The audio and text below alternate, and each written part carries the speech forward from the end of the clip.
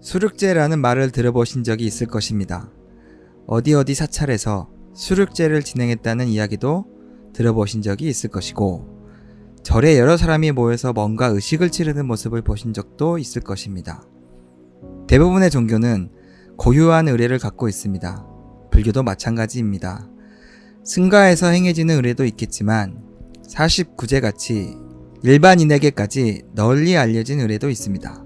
모든 종교 의례가 그러하듯 불교 의례 또한 의례라는 형식을 통해 불교가 갖고 있는 세계관, 가치관, 가르침을 전달하고자 합니다.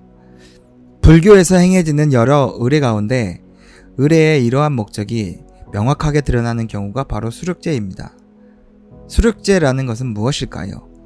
수륙제는 일체중생 실효불성의 생면존엄 사상을 바탕으로 육도를 윤회하는 중생들을 구제하기 위해 불법을 강설하고 음식을 공양하는 불교 의례입니다. 달리 말해 수륙제는 모든 생명이 있는 존재와 고원들을 대상으로 행해지는 일종의 법회입니다. 수륙제는 고려시대에 전래된 후 조선시대를 거쳐 오늘날까지 면면이 이어지고 있습니다. 특히 2000년대에 들어서면서 주목받기 시작했고 2013년에는 국가무형문화재로 지정되기에 이르렀습니다. 이와 같이 수륙제는 중생구제라는 불교의 근본 지향을 품고 있고 오랫동안 한국인의 삶과 함께 해온 면면한 역사를 갖고 있으며 문화재적 가치까지 가진 의례입니다. 불교에 대한 관심에서든 한국 정통 문화에 대한 관심에서든 수륙제는 오늘날의 우리들도 충분히 눈여겨볼 만합니다.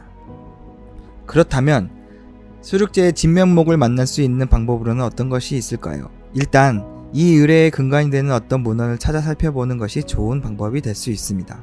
마침 그런 것으로 수륙무차 평등 제2차료라는 문헌이 있습니다.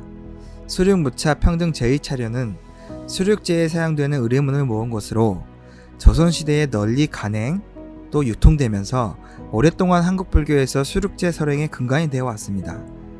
수륙제에 대한 상세한 개관, 무량사 판본, 수륙무차 평등 제2의 한문 원문, 그리고 한문 원문에 대한 쉽고 유려한 우리말 번역으로 이루어졌습니다. 이 책은 수륙제라는 의례로 현현하는 불교의 깊은 가르침을 이해할 수 있게 해주며 특히 수륙제라는 불교 전통 의례에 관심을 가진 분들을 수륙제의 세계로 안내하는 가장 충실한 길잡이가 되어줄 것입니다. 자, 그러면 제가 좋아하는 이 책의 한 구절을 소개하면서 마칠까 합니다. 여기에 나오는 죽은 자와 살아있는 자가 함께하는 이라는 구절을 볼 때마다 가슴이 먹먹해지는데요. 여러 가지 상념에 사로잡히곤 했습니다.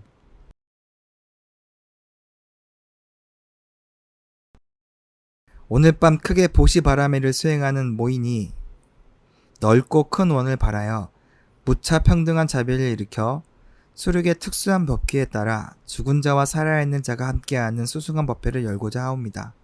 시방세계의 여러 성인과 3계의 여러 성인이시여 부디 가피를 내려주시어 모든 의식이 원만하게 이루어질 수 있도록 도와주시길 엎드려 바라옵니다.